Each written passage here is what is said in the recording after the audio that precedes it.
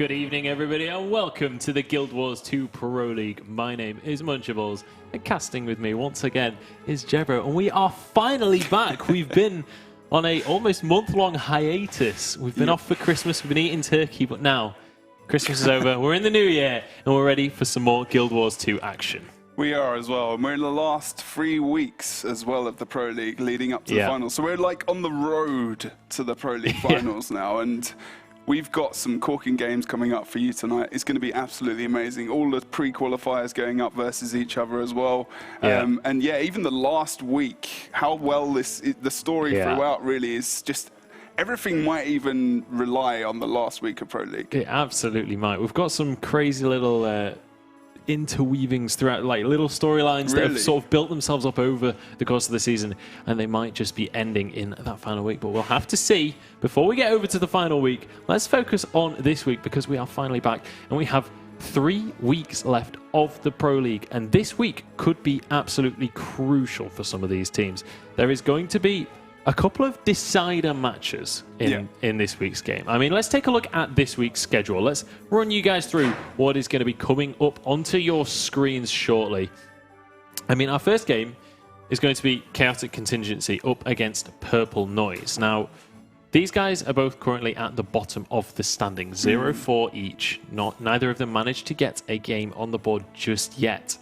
However, that also means that they are both currently in line to essentially head towards relegation. Now, that is not something that they want to be going for, and there are a couple of other teams that are around those lower echelons of the scoreboard.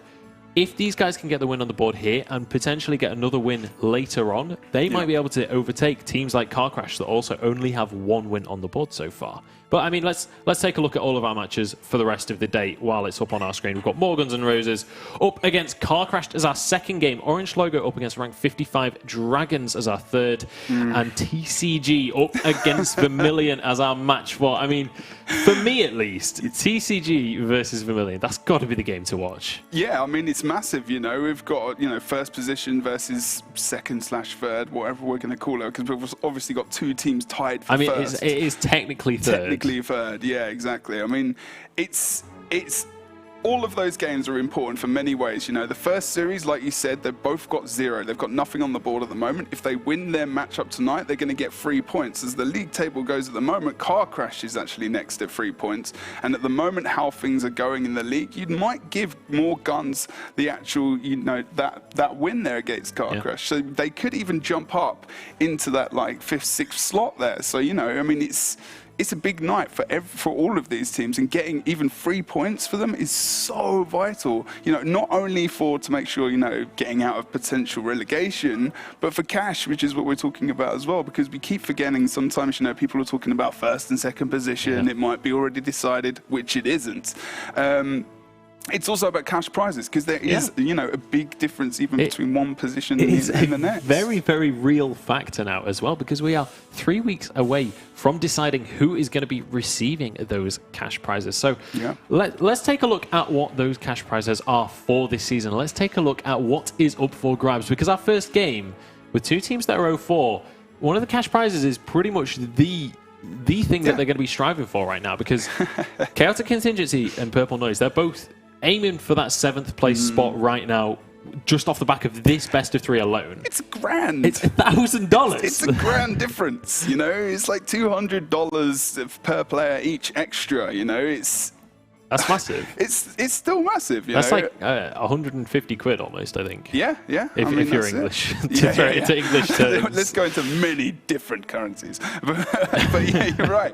It is a lot of money still, even between those 2 positions. So if you get into Pro League, you know, even the placings, still you've got to think about those games and those series each week. Even if you're bottom of the table, you need to be focused and you need to be working on your A game, and also, you know, the tactics of the opposite team, watching previous streams as well, and how the meta is kind of developed. And we know that over this Pro League season, because of Heart of Thorns, that the meta has changed in a variety of ways. You know, we had a lot of damage at the start. We started to get a little bit more res orientated, which is the way, you know, it really is at the moment. we've been talking about the kind of bunker meta a little bit, and that's what people have been saying a lot more as well. But it's really more about rezzing and survival and picking up your teammates and stopping them from getting those kills that have really, you know, in a way made those fights a little bit longer than they usually would be.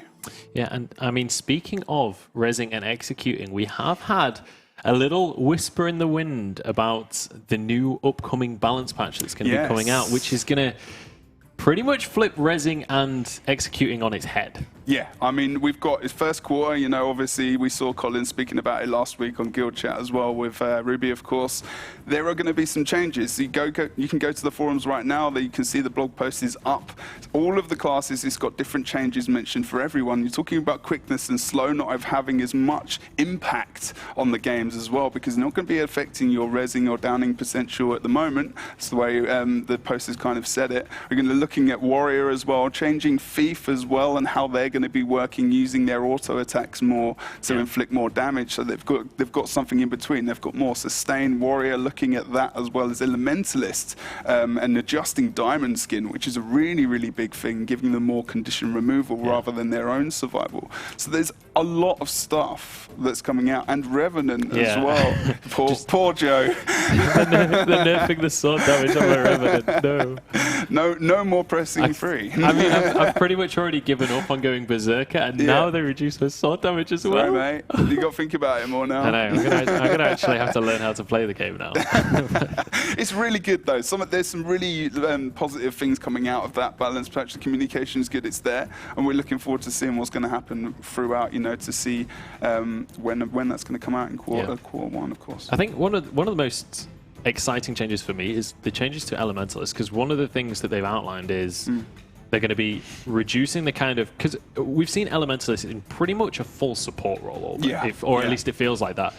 They're going to be removing some of that kind of supportive nature and increasing the ability to be aggressive, increasing the damage that they're going to be able to output. So we could see some new interesting builds coming out in terms of Elementalists. Maybe we start to see some full damage Elementalists that are actually going to be able to, you know, really swing the tide of battle by taking out those kills and by getting those executes. They've always been quite tanky in Guild Wars 2 PvP as well, you know, as well as able to put out a little bit of decent damage. We saw Celestial Dagger back in the day as well. Back in the day, it wasn't that long ago, but before expansion. So yeah, we're looking forward to seeing some more damage. You know, Scepter's going to get some love from Mesmer.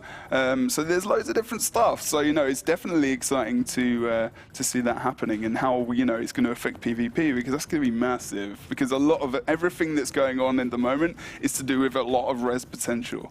You know, we've got a lot. The only class that hasn't got that potential really is the Elementalist. You know, we've got Rangers with Revive, we've got Engineers with Gyro, and the actual, you know, res gyro as well, which can pick people up. We've got Revenant's revive speed, we've got Mesmer's with stability and also quickness. You know, we've got so much that can come out. Those things are going to be pretty much, you know, a lot of it's going to be taken away. And the question is then, what do you replace those abilities with? What do you change about the builds? What do you, where do you go with that? Now that that's going to be less effective, what do you swap in instead? What do you change up, and how as well is that going to affect the rest of the meta? Because I mean, it's kind of a snowball effect, isn't it? You change one thing from one class, and if that's a key thing, like for example Elementalist, if they do reduce this, I mean, there's no specifics on exactly what's being buffed and nerfed. So say they reduce how much Condi removal can come out, maybe we see a lot more Necros coming into play, maybe we see, I was going to say more Condi Rev, but I don't think we can see any more Condi Rev than we already have. No, indeed. And there's actually going to be some changes, I know for a fact. I'm not going to talk about it now, because obviously teams are still watching. But there could be some possible changes tonight that we don't actually know about, because, you know, we've had time over Christmas for these teams and these players to actually get sorted, have a look back at the games, because they know now that these next 3 weeks are going to make or break their position. It's starting to whittle it down now to a finer, because we started, you know, we had 4 wins at the start, obviously, and now it's started to separate out because we've had more games. So it's going to be a lot more exciting, I feel, as well, especially the lineups we've got. I mean, today's games. I mean, I just want to, I know we're not there yet, but game 4 today, TCG versus Vermilion. I'm just like, let's just go straight to game 4. TCG versus Vermilion. Like, Vermilion are 4-0, TCG are 3-1. But TCG, I mean, they've been talking the talk. Can they walk the walk? This is the question. And that is, I think that's going to be the game that decides it. That's going to be the game that kind of says, are RTC just kind of blowing hot air, or are they going to be able to bring this home? And if they can win that, they will equalise with Vermilion in second place. Exactly. It's probably the biggest series for them, really. I mean, and like you say, you know, Helseth is obviously quite confident. You're not going to know anything different, even if it was, you know, Helseth versus 250 people on his own. He'd still think he could win. So, you know, you can't take anything away from him in terms of his own confidence. That's for sure. Yeah, I mean, but, yeah. Confidence is definitely a good boon to have. If it were a boon in the game, it would be yeah, pretty maybe we should OP. get that in Guild Wars too. I think we should. A confidence boon. It just gives you like maybe that's quickness. The ability to charge into 3v1s, and I mean, people do that people anyway. Definitely people don't do that. Anyway.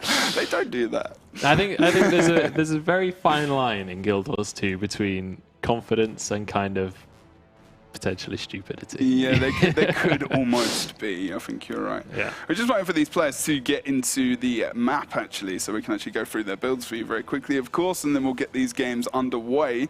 So just waiting for them to pile up. We are, of course, on Forest in our first game of this series.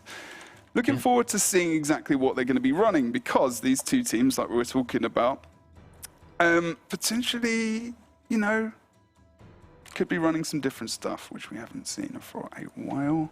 We have seen, you know, Honey and different players switching in and out of different things, trying to mix it up, trying to get something out of this meta that they can actually put together in terms of their comp, because these comps came together very quickly before the Pro League as well, when they qualified. Yeah, I mean, the Pro League started not long after the Heart of Thorns came out, essentially. So there wasn't all of that much time to kind of work out what was going to be the meta, what was going to be really strong, what wasn't going to be as strong. And we have seen over the course of the Pro League so far, over the last 4 weeks, some changes. I mean, week 1, we saw a whole lot of Dragon Hunters, we saw a whole lot of Necros.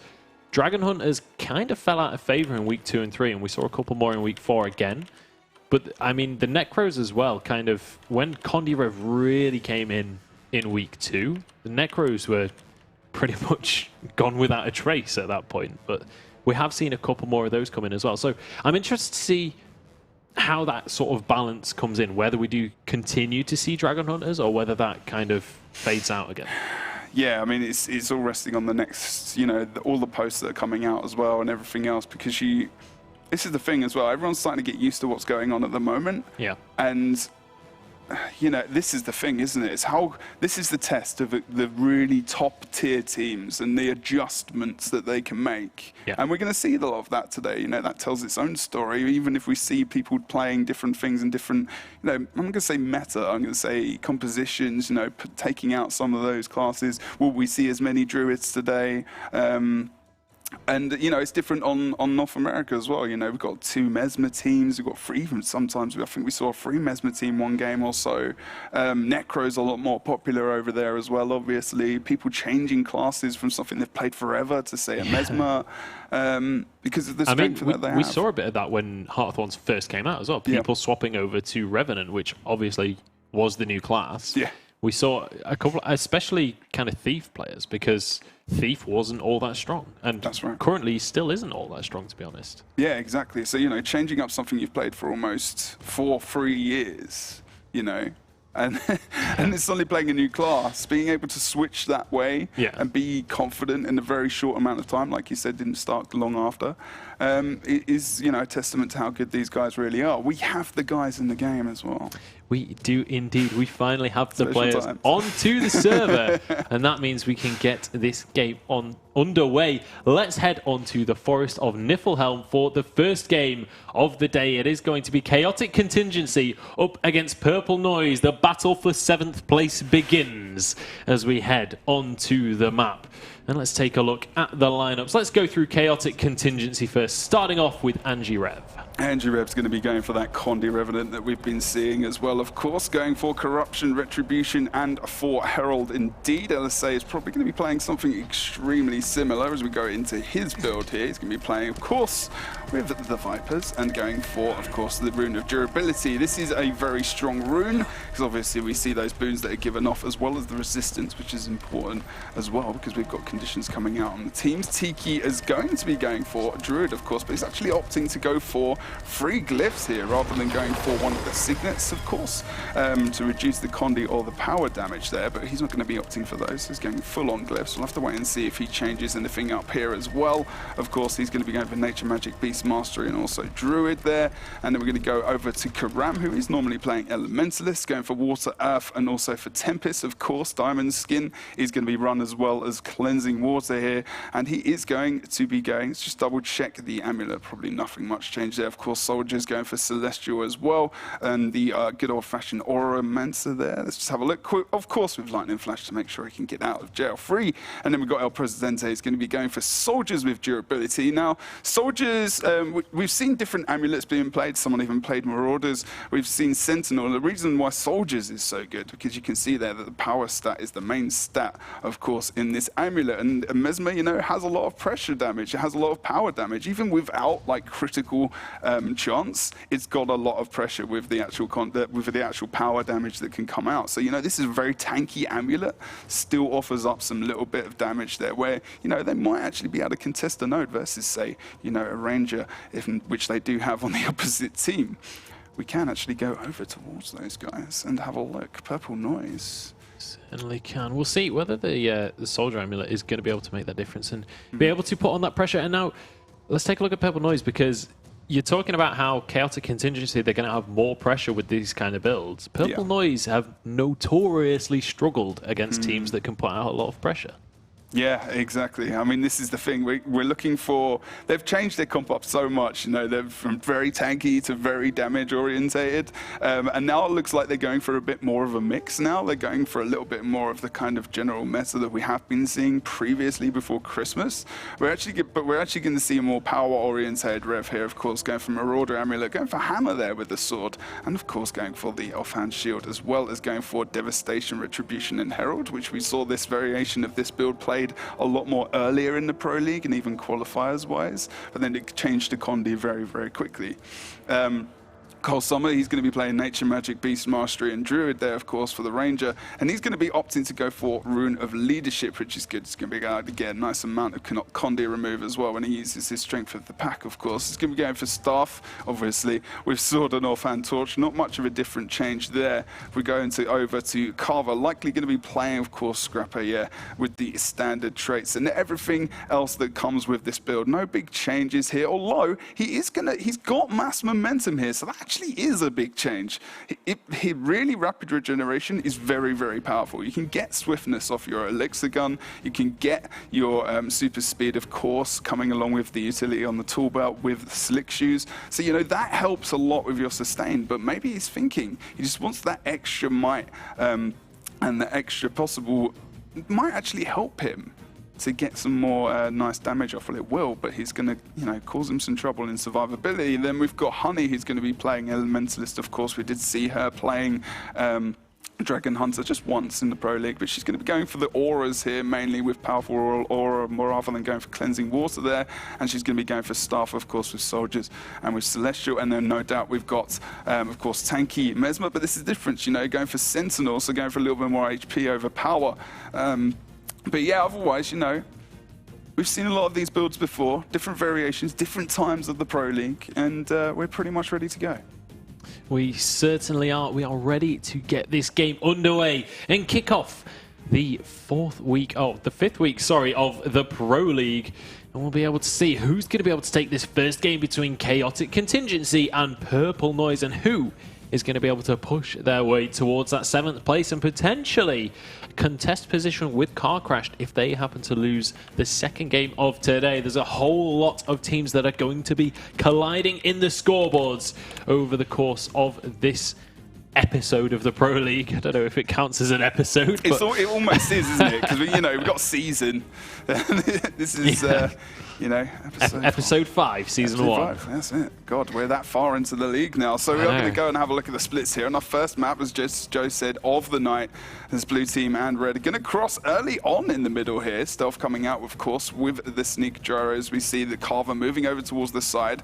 Angie, knows that that's obviously happening because it's a big tell and possibly going to be in the 2v2 here. There's a good call from Angie to go back over towards that node. But Henry got some action as well. Yeah. Interesting how much this has changed since like week 1. Yeah. On the first week, we would see one member go to their own base, one member go across, and 3 members from each team go to the keep. Now we're just seeing two people cross over, so we have 2-2s on either side point and then just 1 on the keep. So completely different sort of starting strategies coming out from these teams. But so far, Purple Noise feeling the pressure a bit, but Tiki looks like he might be the one in a whole lot of trouble. He's bleeding out a little bit, but it looks like he should be able to kite this one out and get himself back into the fight. So a nice little bit of evasion coming out from him to dodge away from that damage and keep himself relevant. Yeah, Paducah doing a good job at staying over here as well. I mean, at the moment, you can really, you'd almost give these fights to the 2v2 where you've got the Mesmer featured, because we've got the amount of res. No matter how many times these guys are going to go down, likelihood is he's going to bring him back up, unless you can get some control on him, like our Presidente had there. But of course, he's able to get that stability on Shatter for 6.5 seconds, so that's a lot just on the Shatter. Obviously, if he stacks up his Shatters, he's going to get stacks of stability rather than, the actual duration. But here, we are going to see a lot of sustain on the map, which is obvious, in the match, both teams have matched up quite well. But you would normally, over the length of time, we should see these fights on the side slowly start to be completed here.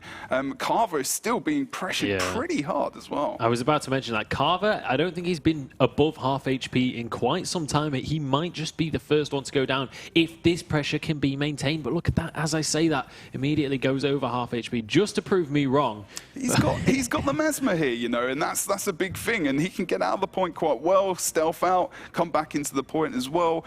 We are seeing Angie Rev being dropped quite low, and just as they start to get that burst down onto him, they might be able to do some... Carver's going to be able to do a lot of damage here. Here you go. You can see him piling up now. 1v1 between Rev and NG as well. NG is very, very strong in that fight, but Carver does start to drop quite low here. There it is. As Tiki does bring it out, but look how fast the res comes out as well from Paducah. That's exactly what we're talking about. As soon as he goes down, he's going to be brought back up immediately, and it's going to be very tough for them to win that fight over here. Everything is very sustained on the map. We know this is the case. We know why, and we just proved it in the sense of the res that came out. That will not be able to happen as much, obviously, when we see those balance changes come out.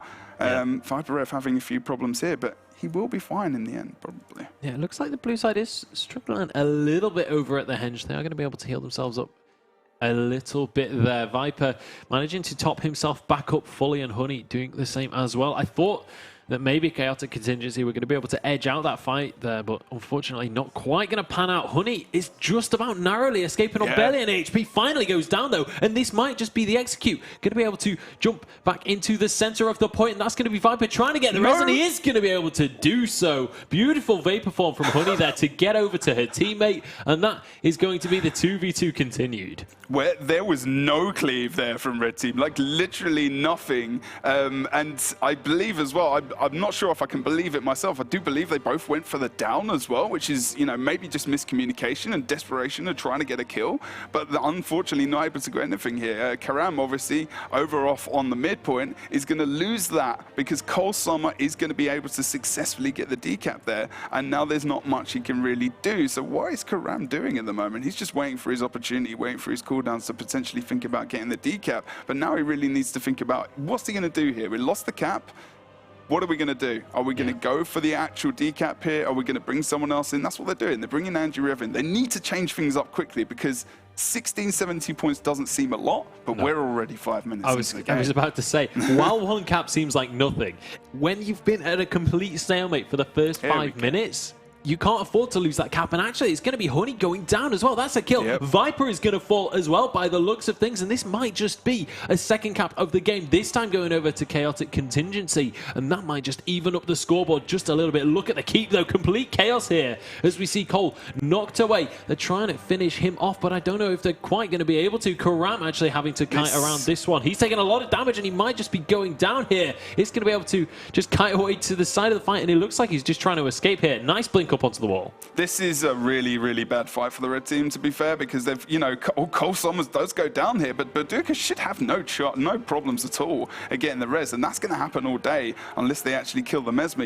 So they're going to be able to get the kills, but they can survive on this point the whole time. So what is this? Is this a waste of time for red team at the moment? It does feel like it, and they know that, and they're going to bail out, and that's a good situation. But look, we've got the two side notes. So all of that distraction to keep the Mesmer over on the midpoint was a really, really good idea from the red team in the end. So it wasn't maybe a good idea in terms of matchups, but in terms of distraction from the map and the sides, that was a great move and good thinking. And this is one of the things as well. Purple Noise are well aware of the fact that they were in a winning matchup right there. So they tunnel vision onto it. Beautiful kind of mind games coming out from Chaotic Contingency. That means they have a 2-point advantage. Still down in points though, and actually Tiki might be going as down as his points are right now. He's going to be able to sustain himself a little bit as he kites around the fight. El Presidente heading on into this battle as well. Over at the quarry, and just complete chaos here. So many players in. Badaka managing to dodge away from that dragon in the sky there, but just nobody really going down here. Both teams pretty tanky. Yeah, I was going to say Karam was in a bit of trouble there, just because he didn't have any cooldowns left, but he just did go off point. Viper's actually in a lot of trouble, but does get raised back up here. He's got some more HP there under his sleeve. Of course, team support's good for the blue guys, but they can't do anything actually over on this side of the map at the moment. Although Alisei is going down quite low over towards the henge. That's a good move, putting Cole Summer down over on that side of the point. Of course, we are going to see Carver coming in for the extra support, which is going to give them the double cap here, and we are going to see some points bounce back for the teams. As soon as that early, that initial engagement into the map has been completed, we've seen points racking up a bit quicker here, and now we're looking for the decaps from the Rangers, which is what this is about at the moment in terms of rotations. Obviously, Cole Summer going over towards that side of the map, but now we are going to see a tank ability coming out from Honey. Viper's going to try and get the kill here early on Karam as well. Let's have a look over on the henge. This is where most of the action is. Yeah, it certainly is, and action it is. Complete chaos, in fact, as looks like a player has actually left the game from Chaotic Contingency, which is not good news because I don't believe we're early enough in the game to see a restart. Tiki going to be going down as well. Karam now going to be the next target, just trying to get over towards that quarry. I don't know if he's going to be able to get there in time. He does have an Elementalist following, and in fact, they're just going to leave him alone. They're going to go back to the keep. And now the henge as well. With the kind of man advantage that they've acquired, although Chaotic Contingency, they've got their other player back into the game, so obviously any issues have been resolved there. Alessi, though, he might be having some issues of his own. He's going to be able to get that shield up to try and protect himself, but the pressure is on, and it looks like he is going to go down in the end, but the res immediately comes out from his teammates. Exactly, and Presidente's right on that. There's no way he's going to definitely go down there as well. Andrew Rev was there as well, and really your coordination, especially if you know you're going to be against another Mesmer in this fight, because obviously we've got the quickness down, so you need to have those two people sometimes going for the res as well, because you might not be able to get it if you've got the quickness down coming out from the team members. But everything really hinges on this henge fight now as well. Hinge and henge right here. El Presidente, if he goes down, that's the team fight probably over for them, unless they can get back up. Nice gravity well as well, pulls them in, and it really gives him enough room. Of course, Continuum split there coming out as well, gives him another gravity well. That goes in for, that was actually quite risky, and we are going to see the down coming out onto Cole Summer, and really that risk was totally worth it, because El Presidente was only in about 10-15% HP, and he pushed him for the double gravity well play. That was so brave. I think it was on 4k HP when he just walked into the middle of the fight. That could have easily gone horribly wrong, but Honey now is in a whole lot of trouble. She's going to go down to the dots. El Presidente going to be jumping up there, as well as Alessi, just to force that one to go down. Vaporform does come through though, and Honey might just be able to get the res here. No, the execute comes through in the end, and that is going to be Chaotic Contingency taking an advantage in this fight over at the henge. But take a look at that. The keep has been taken away from Purple Noise as well, and now this actually could be falling apart for Purple Noise. They were doing so well at the start of the game. They managed to take the lead to kick everything off. They've been ahead the rest of the time, but now they're finally kind of at a disadvantage. They've got to find their feet again. Yeah, exactly. Almost myself as well, like just moving around the map, because it's been quite slow. I've actually been quite slow to get towards mid and have a look at that node. So good pick up from you, Joe, there as well. And we're going to have a look at Viper as well. He's not potentially going away here, but Andrew Rev is going to pursue a little bit, put pressure onto him there as well. Kram grabs the cap. We've got 2 nodes in favor of red team, Chaotic Contingency at present. And Tiki is being a boss over here. On a look at the good rotation comes out from El Presidente coming back onto node to relieve Tiki potentially as well. But they're actually going to leave him there. And Presidente wants to go where the Ranger is going as well. Blink very important, because obviously, you know, Mesmer's still got that a percentage speed increase, but he's not got as much mobility, of course, as Cole Summers. But the thing is now here, the Ranger versus the Mesmer on this node is going to be very, very tough for him to decap. He's got an availability of stability. He's got some power damage as well, and actually can do a little bit of pressure on him, especially because he was the one running the power signet as well. Sorry, the amulet. Yes, soldiers. So you might actually even see Cole Summers go down a little bit here as well. I want to see something different come out from Purple Noise here. They've got to break the mold. They've got to find a way back into this game. I don't think the 2v2 here at the Quarry is really the best move for them right now. They need to try and find a way to outnumber their opponents, not allow these rotations to just even the matchups, because you can't afford to be 100 points behind. There's only 4 minutes on the clock. They're running out of time. And Karam, he's getting low. Can they get this kill? Because if they can, this might be their way in if they can get the mine. But Karam, he's going to be able to top himself back up again. He's going to be able to kite around. Oh, look.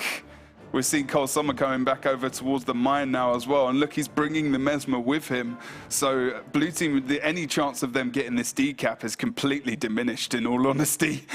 We see over on the other side of the map, Henge is still contested. Doesn't feel like anyone's going to die maybe over on this side for a little bit of time. Could be Alisea though, potentially, if anyone is going to be taken out as well. Although Honey drops quite low herself and goes off point there. But, you know, it's contested. I feel like they think it's going to be, it is actually over as it is. We've got bosses, of course. We are going to see, of course, Karam taken out in the end over on the mine node, with Cole Summer going for the decap for a last-ditch hope effort to see if they can pull something out here. But, of course, Angie Will can target him. He can pull up to mid like you just saw, and he can get back on the node, and he should be able to defend this for a bit of time because, of course, we did see a kill coming out on Karam as well. Yeah, and I think unless a miracle somehow happens, this might just be enough time right now for Chaotic Contingency. 2 minutes and 40 seconds on the clock. They are almost 200 points ahead of their opponents right now. I think it has to be the 3 cap right now. Honey has gone down. The res is trying to be channeled here by her teammate, but I don't think it's going to be enough. Carver, in fact, just decides to abandon ship. Pirates code comes into play, and Carver sails off into the horizon as Honey drops beneath the waves. But here we go, 400 points on the board now. The Henge looks like it might be about to be capped, and there is the 3 cap for Chaotic Contingency. And that just about seals the deal here. And Chaotic Contingency looking to take game 1. Not much that, I mean, the movement really, obviously, the rotations are so important at the moment, especially with, you know, how tough it is to get kills at present due to the resing that we're going to be seeing out from numerous classes in the game. Of course, we spoke about that earlier. The guys know it's over at the moment. They're just waiting out really for the rest of the game. But that's initial move into the map, you know, so sustained, and as soon as 1 cap was won, Karam couldn't do anything about that. But they came back on the side point so well. It was a really, really good effort from those guys, because it could be quite demoralizing at that point, because it's kind of difficult. You need to make sure your rotations are on point, and really Karam waited at mid for so long. It feels like they were talking about what they were going to do and how they were going to rotate people out of the map. We saw the movement away from mine as well from those guys. I mean, we saw the 1v1 that was left over there in the end as well. But yeah, great movement from Chaotic, guys, and Purple Noise needs to pick it up in this second one. Yeah, they absolutely do. And I mean, really, really good stuff from Chaotic Contingency. I was going to say last week of the Pro League. I mean, it was like a month ago, but week 4 of the Pro League, we saw a lot of games just ending because we ran out of time, because the 15-minute timer timed out. We still had 2 minutes left in that game when we see the win come out for Chaotic Contingency with 500 points. So obviously kind of increasing the pace of the game slightly. Obviously it did start off quite slow, but then once we got into it a bit, it was pretty chaotic, to be quite honest. We saw a couple of good rotations. And no pun intended. Well, yeah, I didn't even notice, to be honest. But I think the key moment of that game, for me at least, was when we saw Chaotic Contingency just kind of playing mind games on Purple Noise. They were like, okay, we're really going to focus on the keep, wink, wink, and then immediately go to the side points and just distract, make sure that there are 3 people dedicated at the keep for Purple Noise and just completely take them for a loop. I mean, you really have to just make sure that if you're going to make a decision, you stick to it. Yep. And that's what, Chaotic Contingency changed up their tactics. Like, when we saw Karam at mid, whether or not he did that on purpose so they could refocus their attention back onto the map, not too sure, obviously. They'll have to answer that question if we can speak to them later. But, we've seen this from Purple Noise throughout, really, the Pro League. The idea is what's going to come up and being able to be creative in the actual game rather than just before and thinking about your rotations, because that's what it is, that creative thinking and tactical knowledge to just make sure you can change something up in the game, because Chaotic did, and that's what we saw. So good stuff. We're ready for our second map. We are indeed. We're ready to get onto the map here. The second map is going to be Legacy of the Faux Fire, and I don't think the teams want to listen to us waffle about the last game anymore. I'm sure Purple Noise definitely don't. And we'll see if Purple Noise are going to be able to get themselves back onto the scoreboard here, and whether they're going to be able to even out this series 1-1 and push it to a game 3, or whether we're going to be seeing a 2-0 victory over to Chaotic Contingency, and they'll be pushing themselves towards a tie with the other team that has the abbreviation CC car crashed. It doesn't get that confusing, does it? I have to say. One thing, have a looking in game and as well at the moment. We've seen actually Honey and Karam in multiple games having very good success at getting some nice decaps if they've been able to get past their opponents. Of course, using these skills, of course, to make sure they're not giving the opposite team access to those nodes. So hopefully for them, they can use that to their advantage if we do have a bigger team fight in the midpoint, because we might see a similar entrance into the map as we did before, but maybe, Purple Noise are thinking that they need to change this up because, last chance, like you say, going up against the team that's in last position with themselves is the best chance they have of getting a win currently. And that's slowly dissipating at the moment, obviously. Yeah, absolutely. And I mean, it's kind of all on the line right now for Purple Noise. This could be an all or nothing game for them. They're against the other team that is in 8th place or 7th place tied with them. If they lose this single map, they lose their opportunity to get that 7th place. There's only 2 weeks left in the Pro League after this, and they cannot afford any more losses right now. They cannot afford to... I mean, basically, if they fall behind now, they have to win their next 2 weeks not to finish in 8th place. Yep, so definitely. It's kind of all on the line for them right now. I mean, they've got this realization, they know that they're in this position and that they are going to have difficulty getting higher than last position. Of course, they still get rewarded for that because they're in Pro League. But they have no illusions of grandeur, but they still need to have this focus. They're definitely not giving up. Like, they're putting in the effort right to the end, and it's important in that first game as well to try and gain some information about their team, where they might be a little bit weaker on their 2v2s potentially as well. But we're seeing how strong the Mesmer is with the rezzing, of course. We've known that for a while, but really it's thinking about the meta in a different way, and this res potential that I've been pointing out in the various builds while we have been talking as well. Yeah, absolutely. But here we go. The game is going to begin, and we'll see how the starting splits kick off here. What Purple Noise are going to be able to do to take an advantage in this game and head into the rest of the series, hopefully for them at least. But we're going to see 1 versus 1 over in the mid. Actually, a Revenant heading... No, he is going to go down towards the quarry, I believe, as well. So we're going to see yet again 2-2 on either side, and then a 1 versus 1 in the middle of the map. We'll see how these ones pan out. Let's take a look at the kind of 2 versus 2 matchups that we've got going on here. Over at the quarry, we can see Angirev and Tiki going to be there. And then over at the other side of the map, it's going to be down to Alessi and El Presidente. Yeah, I mean, over on the sides at the moment, like I said, nice gravity well coming out there as well from Presidente. obviously we've not got stability coming out and all the different things that are going to be able to come out on this node to stop that kind of thing happening. We are going to jump over and quickly have a look on the other side of the map. Again, you know, these Mesmer 2v2s, and we see, you know, even if someone goes down, you need that CC, and maybe that's what we're actually seeing coming out potentially from Viper as well, to bring out the control potentially. He is teamed up with Baduka here as well, obviously, so he's not versus the Mesmer currently at the moment. And Viper is going down quite low. Surprised he's staying on node quite so hard, but if he stays in close proximity here as well, he can get some nice healing as well. Let's just jump back over towards this side of the map here. Yeah, not too much. Presidente is dropping quite low as well, as Cole and Honey are doing a good job.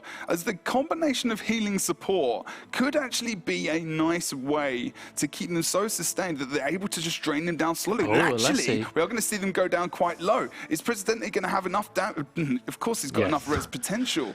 But this is good. Maybe they need to refocus back onto Presidente here, because they've been able to slowly take them out. And this combination is working very well for them. And, I mean, we mentioned right at the start when we were looking at the builds that Cole is going to have that extra bit of pressure. He's going to have that extra bit of damage. And you can see that coming out here. Alessi and El Presidente really feeling the pinch on this one, and the fight is going to be kicking off. They're trying to do what they can. Tiki is actually going to be going down on the other side of the map, in fact, but looks like he's going to get rezzed back up. No, the execute came out. So it's going to be advantage in favor of Purple Noise. El Presidente as well, feeling the pressure right now. And this is fantastic news for Purple Noise. Cole Summer, though, has to be a little bit careful. Does not want to be the one dropping down to the ground, but really, really good start for Purple Noise in general. Yeah, I mean, over here, like we said, you know, they've been able to sustain this, and really you're going to give it to the Mesmer team 2v2 to get the cap in the end. And Angie Rev is just trying to hold on for as long as he can. Karam is coming back over towards this side of the map. Carver's going to grab mid. Tiki not going to get on point in time, and that's an important cap for them to get.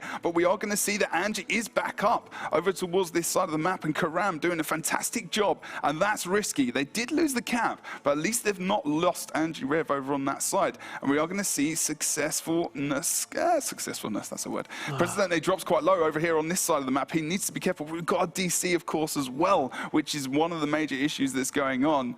And I was trying to work out why they'd left one person over at Quarry, and someone has DC. I didn't see what time the DC came out, so I'm not 100% sure whether that was within reset time or not. Presidente going to be picked up. We'll just continue as is for now, at least, until we have word from the admins on what should happen in regards to that. But Viper does go down over at the Quarry, so that's going to be Karam able to pick up that point. But Purple Noise with a 23-point lead currently. And we'll see if they can continue to snowball this lead. The fight is really kicking off over at the waterfall, though. Complete chaos here. And Cole Summer starting to really be the brunt of that force, or starting to receive the brunt of that force, at least, as he's going incredibly low. Looks like he might be going down. The sustain, though, look how much healing is going into his health bar. I don't think it's going to be enough. He drops into that down state, and it doesn't look like anyone's going to be able to get the res. Honey trying their best to just stay on point right now, trying their best to just deny any kind of camp, but Cole did go down, and it looks like Honey, I don't think she's going to last a whole lot longer on her own there. Yeah, we've got you know, an issue here when we were looking at the map, and I can't really see an AFK happening. I haven't got the chat up, obviously, but we do have, we've got no restart as well coming out. So we've got no AFK. Maybe like in the last series when we saw Karam, obviously we saw someone else DC, maybe we didn't see that honored as well. So, you know, potentially that's not going to happen, and we are going to see chaotic contingency just roll away with this at the moment. Although, you know, I've got to say at the moment, Purple Noise are able to hold it as well as they still are quite close in points. Of course, we've got the one cap, which is going to tick over quite quickly. Carver is having some issues over on the midpoint, of course, with the entangle coming out into him from those traits coming out from the Ranger, of course, as well. And more ticks do come out onto the mid for the red team, and we're going to see Viper dropping quite low. He really needs to get out of here, or out of line of at the very least. Of course, that crystalline hibernation comes out at 25% HP, and he's going to have to get out of this point, trying to use those hammer abilities to avoid some damage here, and he is probably going to go down in the hopes that the jumping will take him out there as well. Carver's just trying to stay alive so they can keep the point contested, but it's looking dire for the team of Purple Noise with two members down and a DC.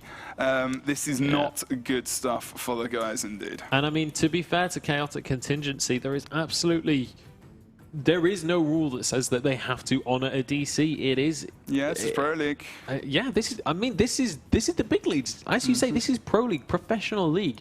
If you DC, then that's your own responsibility. Cole now going to be dropping down to the ground, and I don't think the res is going to be there from Honey. She's going to try and get close to him, but just can't get near. There's too much pressure coming out from the red members on the waterfall. She's going to be going down as well by the looks of things. Just trying to kite out as long as she can, trying to just hold on and deny the cap. But 4,000 health left, and just look, everything is on cooldown right there. Yeah. She's finally going to drop. She had a water overload left as well, which unfortunately she wasn't able to get back out. Looks like the blue team members are standing on the side at the moment, which would signify that we've potentially seen this game come to an end. So their team, they're just having a little bit of a party over here currently at the moment.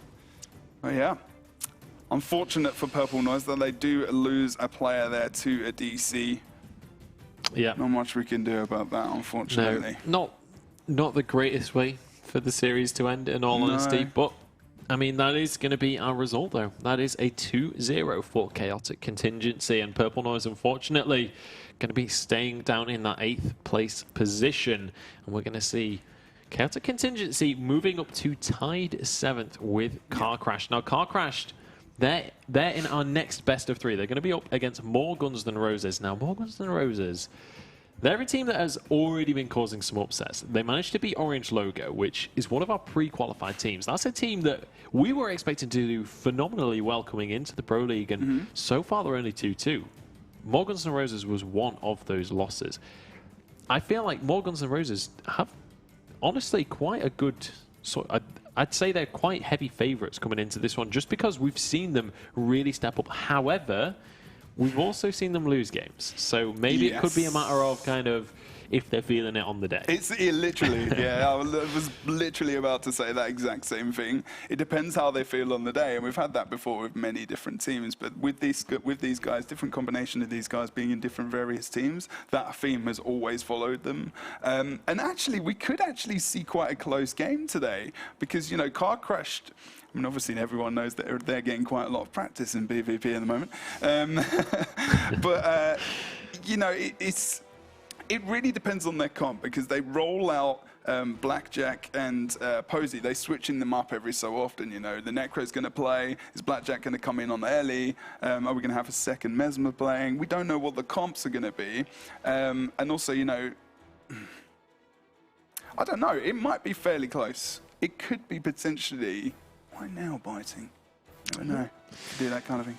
I mean, it could be. We finally see a Lord has just been taken in the game, and that is going to put the points over the edge. So we have an official victory now for Chaotic Contingency. So that is going to be the end of our first best of 3 of the day, and that is going to be a 2-0 to Chaotic Contingency. So congratulations to them. They move into 7th position, and commiserations to Purple Noise. We are going to be heading into a short break, but do not go anywhere, because following the break, we are going to have More Guns Than Roses up against Car Crash, and Car Crash right now, they are going to battle to try and tie their opponents.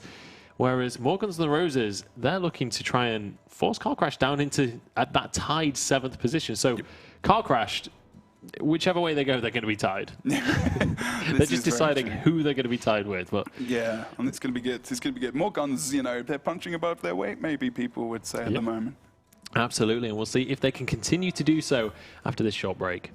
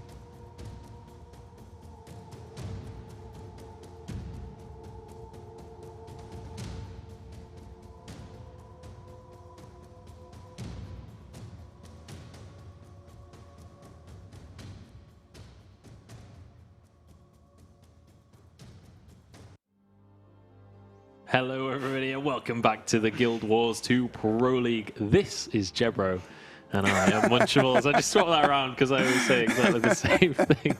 But we are back with more action for you guys. It's week 5 of the Pro League and we're heading into our second best of 3. I mean, I think we should kick this off. Let's take a look at the standings. Let's see where we are so far within week 5. If you missed the first game, we saw a 2-0 victory for Chaotic Contingency. They managed to take their game against Purple Noise pretty handedly. Both teams managing to suffer internet issues, lack of the double router coming in, I feel. Just teams not really on it with that. I'm going to bring that back every single week. I was going to say, you know, they were just trying to put the potato into the oven. You know, they couldn't warm it up to make sure that their connection was successful. I think it was one of those things where you've got one of those really old ovens, and it's like the gas is on at the back, but you can't quite find where to put the match, so it doesn't quite line. One of the really like hipster kind of ovens as well. You know, they're not quite as effective, but they look very good. They do look very cool. And you can have like custom anyway, enough about ovens. Let's talk. This is not Ovencast. No. I mean, that'd be quite cool. Maybe that's that could be $1 million idea right there. True. Oh. But let's take a look at our standings for this week. Let's take a look at the matchup that we're about to be heading into. It is going to be More Guns Than Roses up against Car Crash. Now, indeed, More Guns Than Roses so far are 2-2 in the Pro League. 2 wins and 2 losses. And I mean, we mentioned this before the break. They managed to take down Orange Logo, one of our pre-qualified teams. So as far as the sort of 4 newly qualified, it feels weird saying pre-qualified and newly qualified at this late stage of the Pro League because it's kind of everyone's kind of meshed together now. But they were one of the newly qualified teams coming into the Pro League, and they have definitely been doing the best out of those teams. Yeah, I'm intrigued to see whether they can get the edge now against Orange Logo, because if they win this game and then Orange Logo lose their game against Rank 55 Dragons, it's going to be More Guns in 4th place. That's a very interesting point, actually. That's actually one of the things I hadn't thought about. And Orange Logo, you know, they're in that position where they've really been taking a beating over the last few months. You know, they've started to come back. They've tried, you know, 2-2 as well. You know, it's going to be difficult for them to get back. There is still a tiny sliver of hope, actually, for Orange Logo if it doesn't go well for the other teams. They've got one of those games, and they need to be the guys that upset one of the top teams as well. So, you know, it's going to be very interesting. This whole day has got so many different games which really flip up the table and, you know, maybe solidify the bottom end a little bit more as well. Yeah, I mean, we were talking about the standings earlier before we were on stream, and we've got a couple of scenarios where kind of if the stars align, we could see X team going to the final. Orange Logo, I believe it was, I can't remember the actual order of who needs to win and who needs to lose, but there is like a kind of literally like a 1 in a million. If this team beats this team and then this team beats this team, Orange Logo can still go to the final. Yeah. But the key thing for them is they got to win game 3. But let's focus on game 2 because we are heading into the map. It is going to be More Guns Than Roses up against Car Crash. Car Crash looking to tie their score with the opponents of this best of 3 and make sure they aren't dropping further down the scoreboard. And then More Guns Than Roses, they're going to be looking to solidify that 4th place in the standings and get themselves that extra little bit of dollar and head into the second season of Pro League as a 4th seed, which is, I mean, that's an achievement in itself, coming in as one of the newly qualified. But let's head onto the map. It is going to be the Forest of Niflhel once again to kick things off. And let's take a look at the builds that we're going to be running here. Okay, so if we jump into game, let's have a look at guns and tools. First of all, he's going to be playing Scrapper, of course. We know this build very well, going for the Sneak Gyro with the Marauder, of course. Going for the regular traits here as well. He's going to be obviously picking up Rapid Regeneration. And Demon, of course, going to be playing Bunker Mez. So he's still going over with that Sentinel Amulet there. So it's going to be interesting to see what we see Panic Sam playing over on the opposite side of the map, of course, going for the Rune of Durability there as well. Sorry, it's not Xerix. I always get Xenix many of you might be happy to see Xerix in the Pro League, but he's going to be Xenix. Apologies there, sir, as well. Going for Sword, of course, with the offhand torch, and going for Staff, as well as Nature Magic, Beast Mastery, and Druid there. Zuik is going to be applying Earth, Water, and Tempest there. He's going to be going, of course, for Cleansing Water there, and he's going to be going for Staff with Soldiers Celestial. Cronox there is going to be going for, of course, the Revenant, the Condi Revenant. Then if we go over to Car Crash, we're going to see as well Nagnag going to be playing a Condi Rev as well as Can Scout. And obviously, we're going to be seeing him. He's been playing Ranger forever. These guys have been playing Guild Wars 2 PvP for a long time. And as Car Crash, you know, we saw them playing back at the PAX tournament years ago as well. They've always been here. They're used to this competition, Beast Mastery, Wilderness Survival there, and Druid. And we see most Druids going for Druidic Clarity, of course, to remove all those conditions, but instead he's going to go for Primal Echoes here to get himself some more recharge on those staff skills, of course, and grabbing an extra day. So we've got a little bit more kind of CC there, I suppose, if you want to call it that. And we'll go over to Panic Sam, who's going to be playing Bunker Mesmer here. Now, one thing I didn't talk about in the last series, actually, which is kind of almost on purpose, was Nullfield and its usage more in this map at the moment as well. You're going to be seeing him going for Nullfield, of course,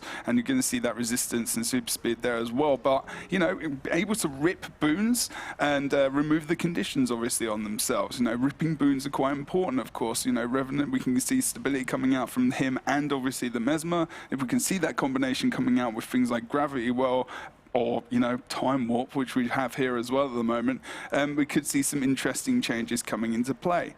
He's obviously going to be going for Inspiration here, Chaos with a Chronomancer as well. So we are going to jump over towards Super. He's going to be playing Engineer, going for the usual build here as well, Durability, and then we're going to see the final member of the team, probably the only Necro we'll see today, at the moment go for Shouts, but, you know, it's Posey, and he'll likely change this up, going for the Reaper Necro, of course. There's plenty to shout about as they head into this series, and we'll see whether Panic Sam is going to do the Time Warp again, or whether it's going to be some other 80s classics coming out for you guys here. I had to find a way to squeeze it in. That was okay. That was okay. We've seen Well of Precog disappear, of course. We had the changes there. Let's go for Well of Recall. Can't get over that. Going for the Alacrity there as well, of course. A little bit of chill there. Is that going to be the case for Demon there? He's gone for Blink, whereas we've seen, obviously, Sam is going for the Portal. That's another thing possibly we could see change. We're not 200% sure at the moment, but we'll have to wait and see, of course. Look at the backpack. Oh, my good Lord. Jelly. But anyway, yeah, difference of Blink, obviously, and Portal. So we're going to see maybe potentially a little bit more movement around the Rat from Blue Team, or we're going to see, you know, just holding those two caps, moving the Mesmer into different situations quite quickly. At the moment. There you go. Knew it'd change it up.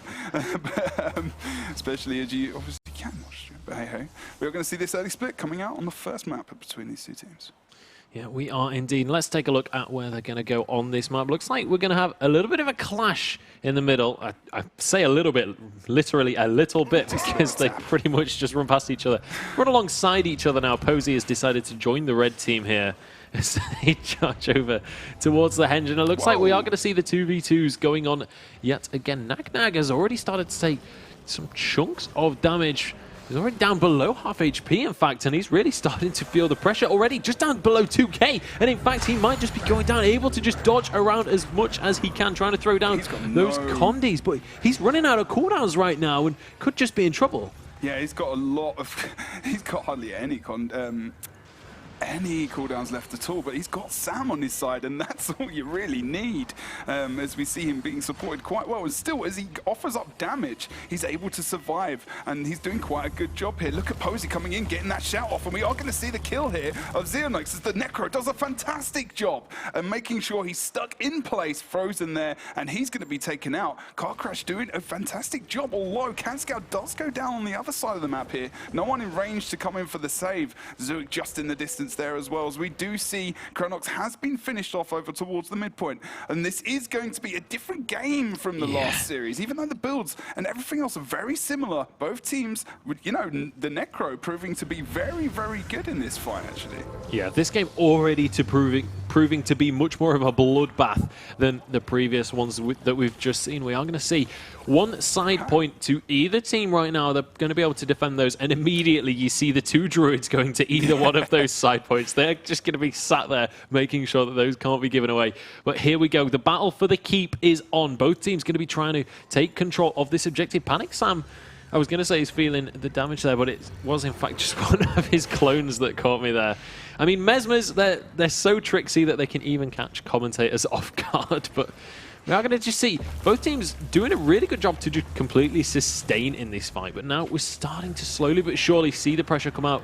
Looks like Car Crashed feeling that a little bit more than more Guns N' Roses right now. Yeah, big time walk coming out as well from Panic Sam. They need to make sure they get this off. Of course, with continuous split, we are going to see him grab 2 as well, so they can pop another one off. Even if they have trouble trying to get the res, we are going to see over here on this is really, really sustained. Look at the Rangers. They're just kind of dancing on the map at the moment with those paw prints, just wondering about what they should do and where they should go. Is Nagnag and Posey go down here? Is Panic Sam going to be able to get any of them up here as well? We are going to see Posey risen back up as well. Are they going to go for another cheeky res down onto Nagnag? King Scout, he's going to come in for the possible save here, and this is going to be a successful res, and they're back up. But Panic Sam is so low after all of that focus down on that side of the point. But look, they brought 2 members back into downstate as well. Heal comes out from Sam. Zuik is still down, but the res comes out onto him. Kranox drops quite low as well, and everyone is back up, and the Mesmers are having a happy time. As you know, I feel like Kanscout made a really, really vital decision, especially leaving that cap open. But look, he's back, but Xenix is on no to possibly contest. Yeah, absolutely crazy stuff coming out there. Beautiful play from Car Crash. I thought that Panic Sam had overextended to get those reses there. I thought he was going to go down, but able to somehow survive. And again, we saw a Mesmer walk into a fight on like 3,000 HP and managed to survive it. Managed to save his teammate, but it's going to be Posey who's in need of saving right now, really starting to take that damage and starting to feel the pressure. But can he be able to keep himself up from this one? Throwing out Wells left, right, and center, just trying to make sure he can keep those Condis out. The Life Force is going to keep him relatively healthy for now, and that is going to mean that it's going to be tricky, but Kranox is going to be dropped down. Can the rest come out from the rest of his team? They're trying to get there, and immediately he's back onto his feet. Posey is out of Life Force. Nagnag is low as well, and actually, Car Crash could be in a little bit of trouble here. If this can be coordinated from more guns, they're going to be able to start to get some kills from this one, but it's actually going to be Xeonix going down. More guns, can they get the res onto that man? I don't think they can, because it's Kanscout in a 1v1 versus him. That's going to be beautiful. Kranox goes down at the keep as well. And actually, it's going to be Morguns kind of reeling from the punches that Car Crash are throwing right now. We said Morguns, they can kind of be hit and miss on whether they're going to step up on the day. And it looks like Car Crash are taking a serious lead right now. Yeah, I mean, we saw them outnumbered as well over on the midpoint, because they actually moved over towards the henge point. They got the decap there. We had to see Red Team moving back over towards that side of the point, the map, sorry. Guns obviously going over there as well. But look, Scouts just moved completely over towards... This is a very interesting move from Kanscout here. Knowing that the respawn was going to come out as well would have just been enough to surely keep him on that side of the map. But he's just gone over towards mid to see if he can just keep that, you know, win that fight in the end, maybe grab them the cap. Benefit is they do have the node in their favor at the moment over on the henge, so it's not too bad. Demon going down here over on the midpoint. No run really around to try and bring him back up, but he's going to be okay in the end as well, as the Car Crash can't get anything down on the point, cleave-wise or anything, to actually make sure they're able to keep him in that downstate. And Super dropping quite low over on the other side. We know, of course, that the engineer can regenerate himself quite successfully here. As Kanscout again looking for the 1v1 versus Kranox, especially just trying to keep it contested. Kranox doesn't want to move, but look at the down that comes out onto Xeonix here over on midpoint, especially with the Mesmer there as well. We saw some control effects coming out, which meant he wasn't able to get over on the point as well. And it's looking a bit dangerous for the red team in the moment. Big lead coming out from Car Crash. Yeah, there is indeed 200 points almost on the board right now for them. we do see Super versus Guns and Tools. That 1v1 was going on for a very long time. Guns and Tools is incredibly low on HP. He's doing a great job to stay in this fight, to stay alive for himself, just trying to kite away. But he's given up the henge. That's the key thing here. Both side... Oh, as I say that, one of the side points is retaken right now.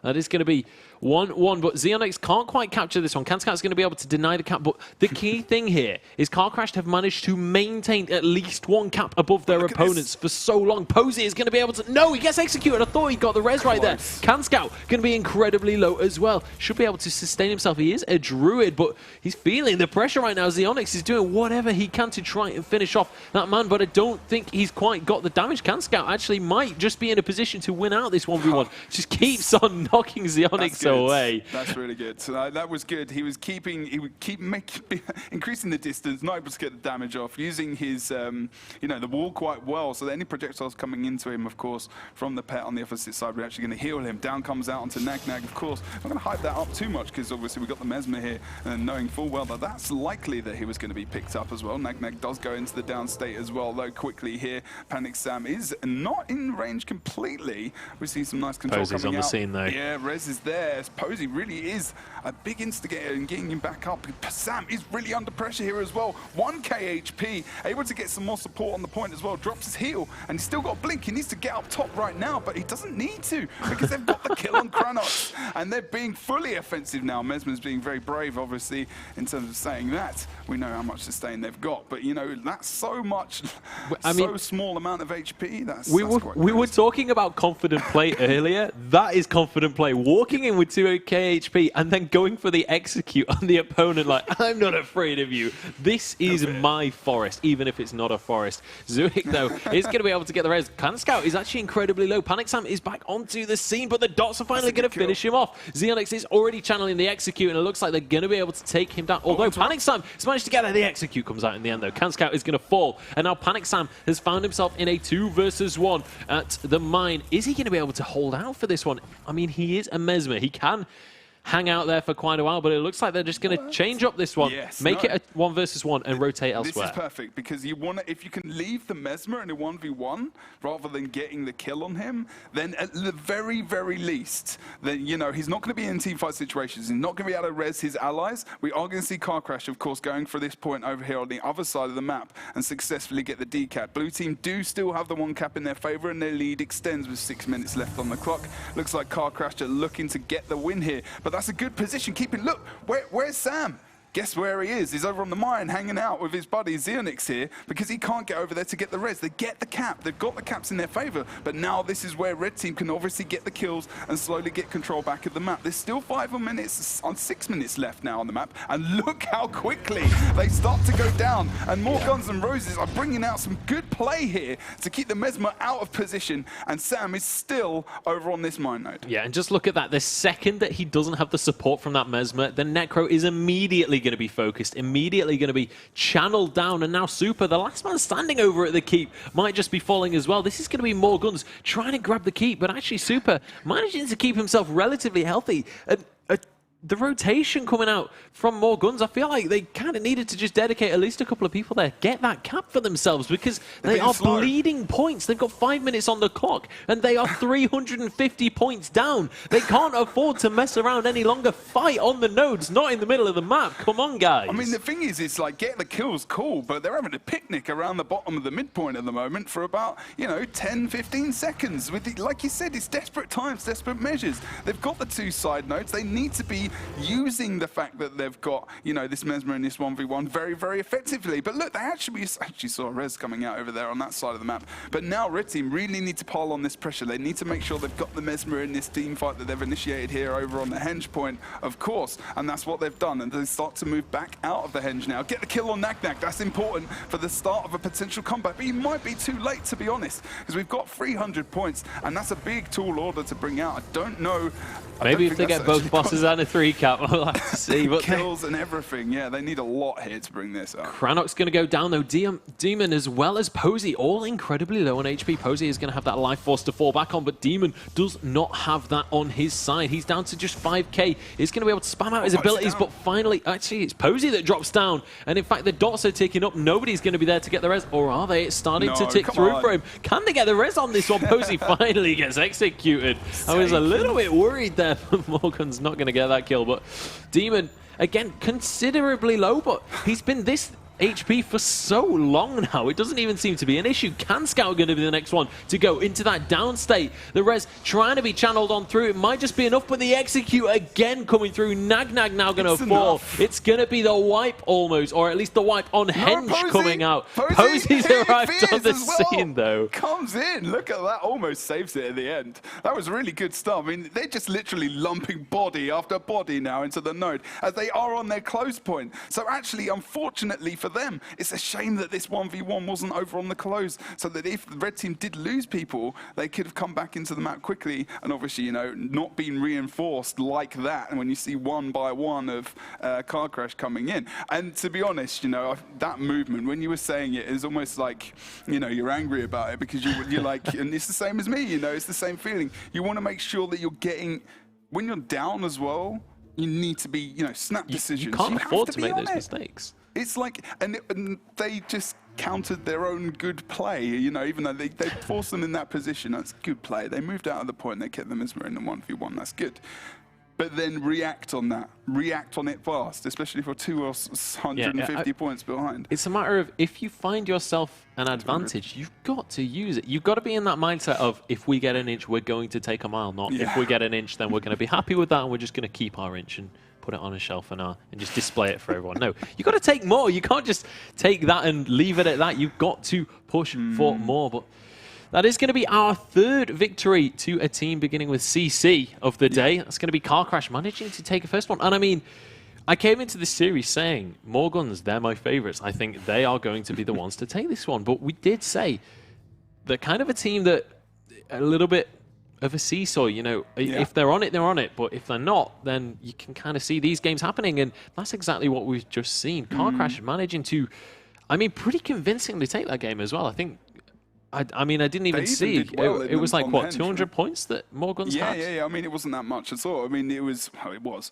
But it's more the fact that Car Crash were able to sustain on the Henge, even though they didn't have a Mesmer. Obviously, the fight in the end was lost. You know, that's the way it is. You know that's going to happen. And you're not going to Mesmer in that team fight or 2v2. Normally, if no one backs up or rotates around the map, that should be won by the Mesmer team, at the very least. Or at least sustain until the end of time. But that's in terms of the rezzing, you know, because he's able to pick that player up so much that even if you get the kills, you're not able to kill them off and finish them off in the end. And Car Crash proved that, you know, they could hold it, and they made, you know, it's a pretty ballsy situation where they just chose not to pull Sam out of that at all. You know? Yeah, just went gung-ho, basically, went for the execute. And see you, Sam. I mean, it paid off. It paid off in the end. But yeah, it did. They had enough of that lead to cushion themselves, you know, as well. Yeah, I mean, like, even if it hadn't paid off, they were in a pretty comfortable position, as you say. They did have that lead, so they could have afforded to lose a few points. But obviously, nobody wants to lose any points in this. This is the Pro League. If you heard that. It is the Pro League. That couldn't have been better timed. But we are going to be heading... one of those comedic moments, wasn't it, really? It was, you know, someone just... I'm not sure if that even came through on mics. Hopefully not. But anyway, we are going to be heading into the second game of Morgans, then Roses up against Car Crash. We're just waiting for one of the players to reset their router, and I believe they have done. Had they had a second router ready, they wouldn't have even had to reset. Just or if they, you know, a quick switcheroo. You know how it is. We all do. We all know those issues. Unfortunately, you know, that is the way things go, and your connection just drops for a moment. And we can go into game and have a look at the builds quickly. It's better that they reset now than during the game. Yes, of course. Yeah, I've already seen that a couple of times today. Hopefully, no more. But let's get onto the map. It is going to be our second game of this best of three. It's going to be on Legacy at the Fofire. Let's take a look at the builds. Okie dokie. So, Zoic, again, we're going to be seeing... Oh, sorry, again. Because he's going to be going for Elementalist here as well. He's going to be going for Staff, of course. We're going to jump over towards Guns. And, you know, Zuik's been playing, he's been playing more Rev in the Pro Leagues, to be fair, more than anything. Playing Elementalist as well is what he used to play before Heartthorns. But I'd say we've seen him more on Rev, really, than we've seen him on Ellie. But he is a very capable Elementalist player. It's one of the main things we've seen him in competitive PvP in Guild Wars 2. We are going to see, of course, you know, the same build from the Engineer as well. It's, you know, it's survivable. He is going to switch it up though, going for stabilization core, and he's going to be able to grab himself some stability there as well. But and not going for the extra protection there. But, you know, stability is really going to help. It's going to help their survival as a team rather than, you know, the protection for himself there. Demon as well, he's going to be going for pretty much the same as we saw in the last game. Of course, going for the alacrity, and also we're going to be getting more alacrity and also quickness, which is really, really strong in this build. We all know about that. Don't need to completely constantly remind you of the Revenant fact that we have. Condition damage coming out from him as well.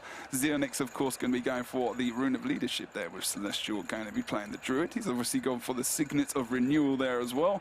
And then Car Crash to see if they've changed up anything big here. Nagnag's going to be playing Condi Rev. Posey is going to be playing Condi as well on the Necro, and he's going for all the shouts here.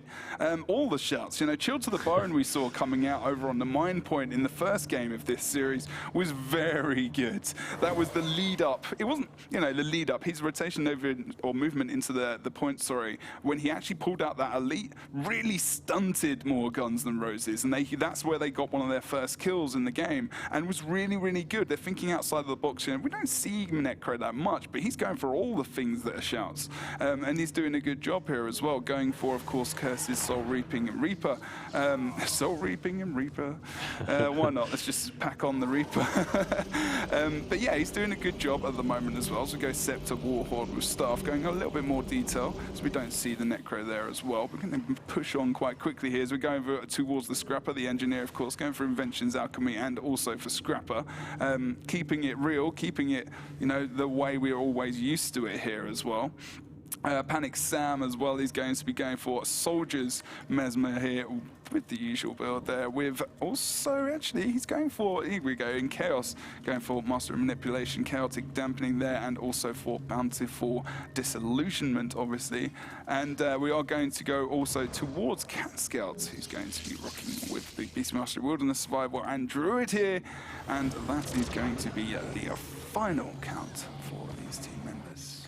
So there we go. We'll see whether all of Posey's shouts are going to be enough, whether he can release his inner Dragonborn with those shouts, or whether it's going to be more Guns Than Roses equalizing this one out. And I mean, right now, more Guns Than Roses. If you can win this series, you can push yourselves to that 4th position. I mean, I harped on about it before the game. I was excited for you guys to get yourselves up the scoreboard. Come on, do this one for me.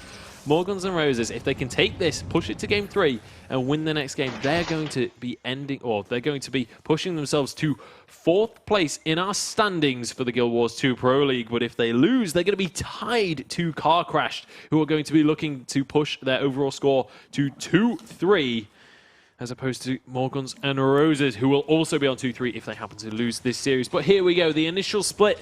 A little bit more spread out than we've been seeing. Yeah. We've got a couple of fights towards in between the nodes. We're going to see those heading towards.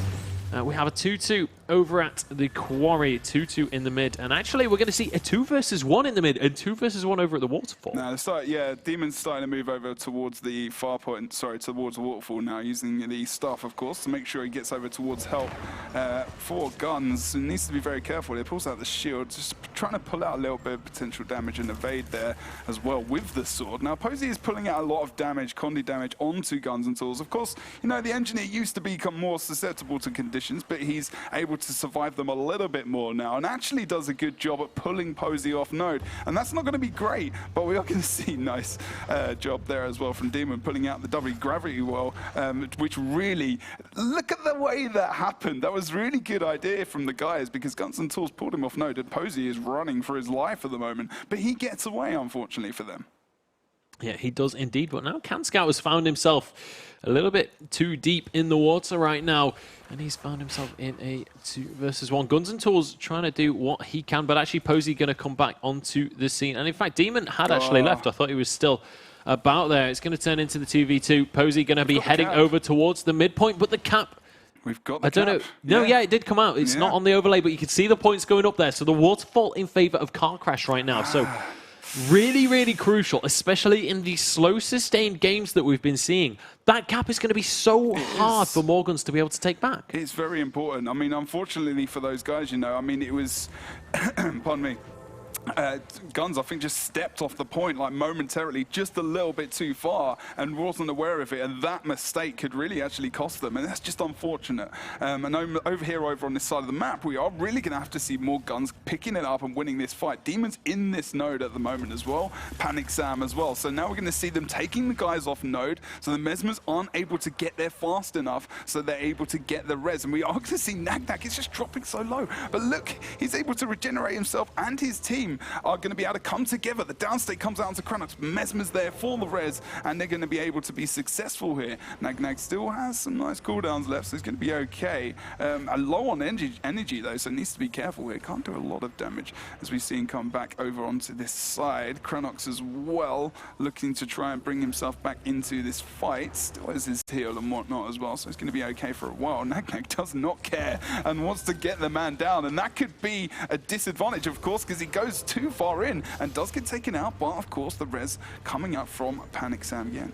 Yeah, and this is what we've been seeing, and we were mentioning it before the games began today. The meta right now is so much about being able to get those reses. Cranox looks like he might be in need of a res in a second. He's being focused down, but he's going to be able to count around this side, and it looks like he might just be able to keep himself up here, rolling left, right, and center, and then gets the Crystal Hibernization. Words are coming out of my mouth right now, but he manages to survive. That's the key thing that we need to take away from that one. Indeed. And look how these fights are just so sustained. Now it's going to be Nag on the run, but he's going to be able to get his hibernation off as well. Gets a beautiful stun out, and that's going to be able to keep the pressure off just a little bit. He's waiting on cooldowns, but he finally drops. Can the res come out, though? That's the question. Posey is trying to get him up. The execute is channeled, but it's just a split second too late. Nag is back onto his feet, and the fight continues. Wow, that was ridiculously close. Literally like just 0.1 of a second. By a gnat's hair. And then we're going to see again, the downstate comes out onto Cranox, and the refs are just bouncing up and down, but the advantage comes in for blue team there as well. They're able to get the down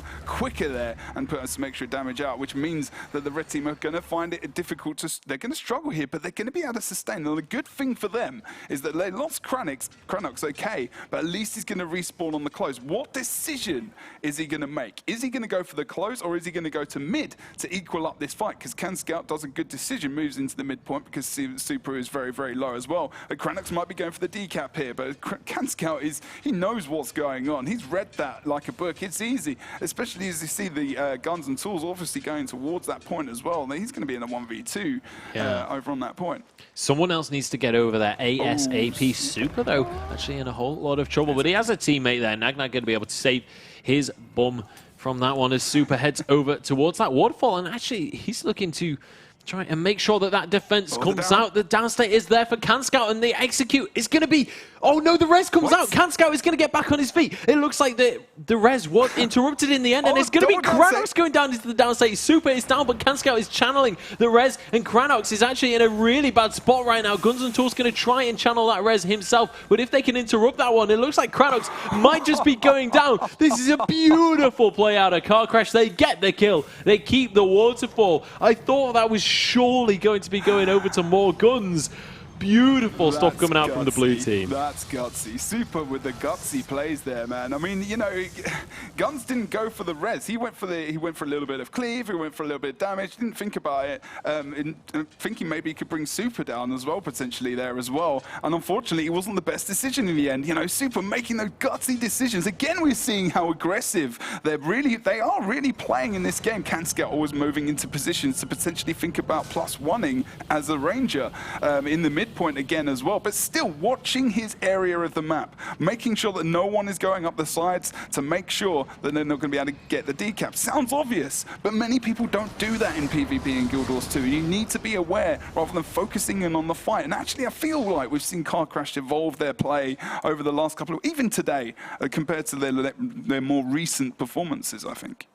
Yeah, now Posey going to be the one in the downstate. Nagnag is already going to go down. The dots are stacking up, and Posey is going to drop. Super as well, incredibly low. He's going to drop into the downstate. Can they finish him off? It looks like they might just do, because nobody is anywhere near to get the res. And look at this. Car Crash is kind of falling apart a little bit. And this is really good news for Morgans. This might just be their way back into this game if they can get another cap, or if they can get the decap on the waterfall. It's going to be so crucial. But Can Scout, he's in above his head right now because he's in a 2 versus 1, and it looks like he might just be going down. Posey is on his way, though. He's trying to get there. Can Scout can just survive a little bit longer. He's going to be a 2v2. He drops into downstate. Can the res come out, though? That's the question. It's not going to be there. Can Scout drops. Nagnag on the other side of the map in a whole heap of trouble for himself as Posey. He's run out of life force, and now he's going to be focused on down. And the pressure onto Car Crash is phenomenal from Morgans right now. Posey is going to drop into downstate. We're going to see Super trying to get that res for himself, trying to get into the right spot, but the cleave is more than enough, and Posey is going to drop.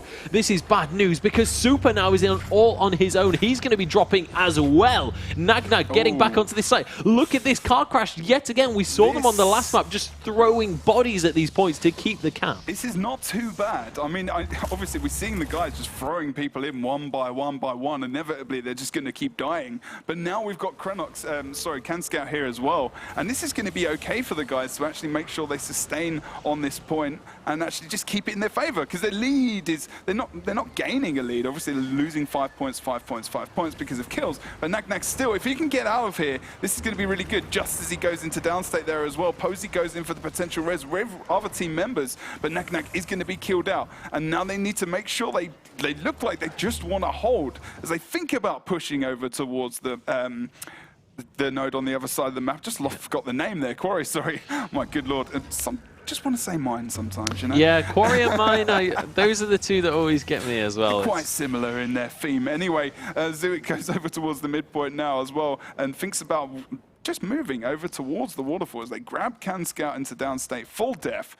But still, they're not able to get the cap in their favor, or even the decap, because blue team are just throwing man after man. And look, even though they are one man down on the map, red team lose their focus, and they get completely... Oh, Xenix! No! No, we can't get it. Nagnag can just leave, but he's going to keep it sustained in a 1v1. We're going to see Can Scout coming over towards this point, which means potentially we might just see a 1v1 between those two guys, and Can Scout's winning that matchup at the moment, which means Nagnag could go to mid. And look how much Car Crash have been able to keep the map in their favor, and red team overextended, losing their node and losing their progression in this game. And this is the power of map play, because we saw Morgans and Roses on that waterfall. They were winning the fight. They kept on repeatedly getting those kills, but it doesn't matter if you can play the map correctly. They were only losing 1 or 2 men at any one time, and Car Crash were able to sustain. And because that was their home point as well, they were able to just keep on throwing those bodies at it. And now Nagnag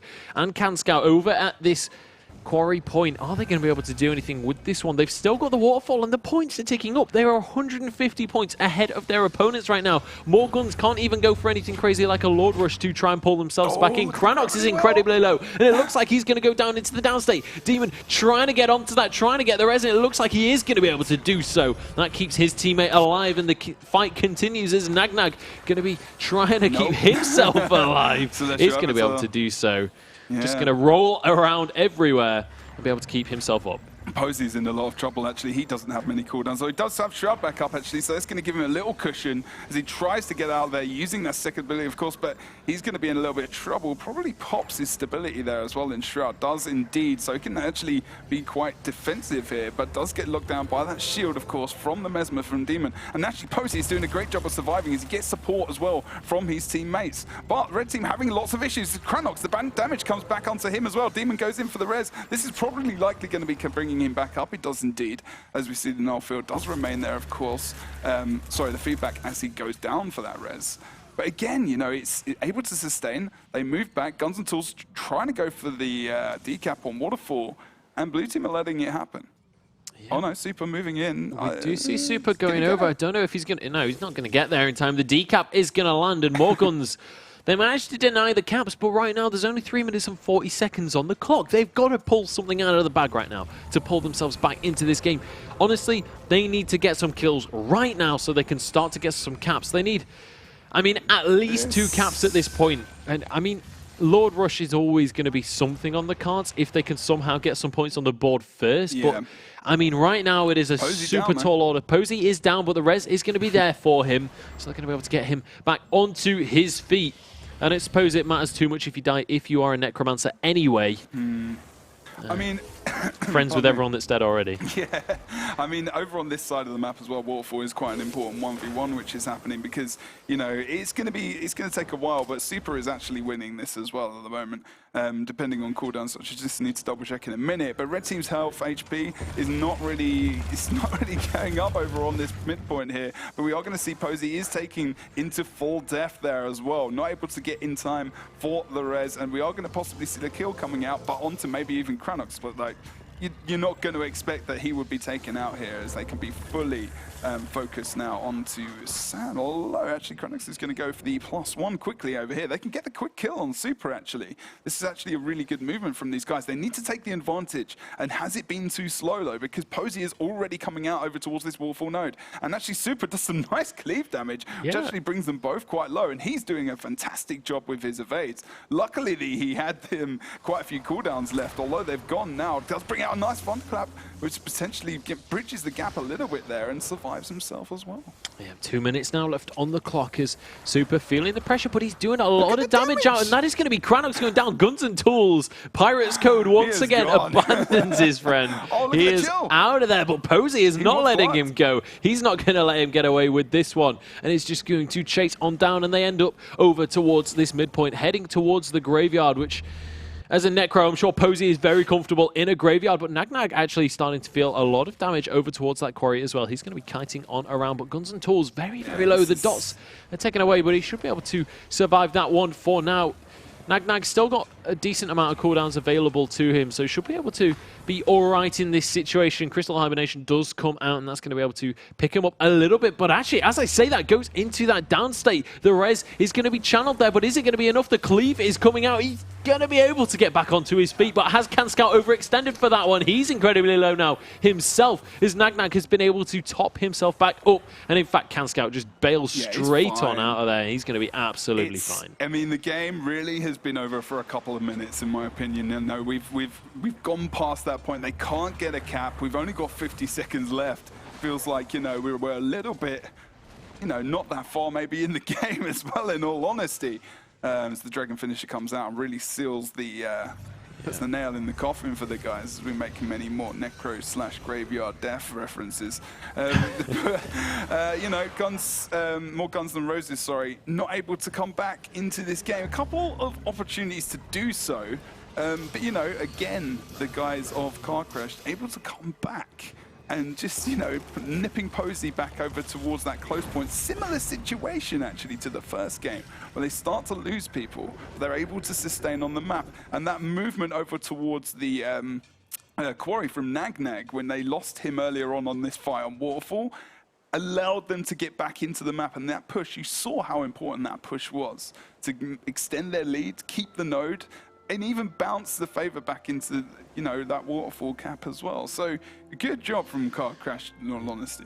And there it is, Car Crash 404, score not found from them, but it doesn't matter because they've got the victory 2-0 right there over their opponents, More Guns Than Roses. So, I mean, forcing me to eat my words. More Guns, unfortunately, not really able to step up to that one, and that is going to be a victory. So Car Crash now tying More Guns Than Roses. They are both 2-3 in the standings across the whole week. So, I mean, let's take one quick look at our standings for this week, what we've got coming up for the rest of this evening. We still have 2 best of 3s for you guys. The next one is going to be Orange Logo up against rank 55 Dragons. Very important game for Orange Logo right now. I mean, I mentioned earlier, the stars have to align for them to make it to the finals. This is if they lose this game, the stars can no longer align. This is the thing, though, for Orange Logo. You know, in terms of what you're talking about, it's happened for them before in like World Tournament Series and very clutch games. We've seen them come back from nothing. It's different, to come back in the league. But, stranger things have happened in the world. Maybe there is a sliver. There is not many people thinking that's going to happen, but there is a chance. There is a tiny chance. I mean, when I say stars align, that's not something that. In the film Hercules, it happens once every millennia. So that's the kind. So you're saying there's a chance. But I'm glad you said that. That's what I was going for. Yeah. Anyway, Jim Carrey's one of my personal heroes. Anyway, what was I saying? Yes. So game 4, that's the one that I'm looking forward to. Right. We've got one more game, then TCG versus Vermilion. Are TCG going to be able to keep themselves in with a running for the finals? We're going to find out in probably a couple of hours, maybe an hour and a half. I can't talk anymore, so let's head over to a quick break. We'll be back in just a minute with Orange Logo versus Rank 55 Dragons.